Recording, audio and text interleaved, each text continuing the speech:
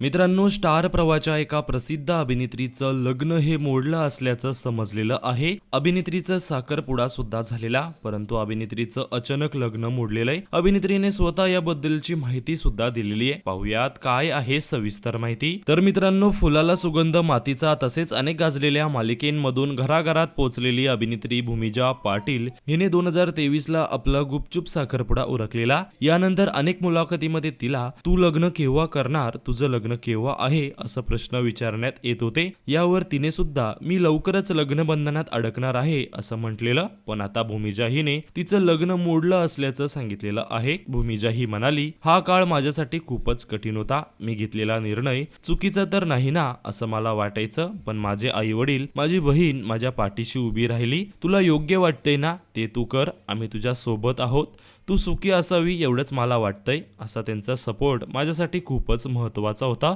ते नातं पुढे टिकू शकलं नाही, त्यामुळे आम्ही वेगळं होण्याचा निर्णय घेतला. माझी आई आणि बहीण त्या दोघी माझ्या पाठीशी होत्या, म्हणून मी स्वतःला सावरू शकले असं म्हणत भूमिजा हिने तिचं लग्न मोडल्याचं तिने सांगितलेलं आहे.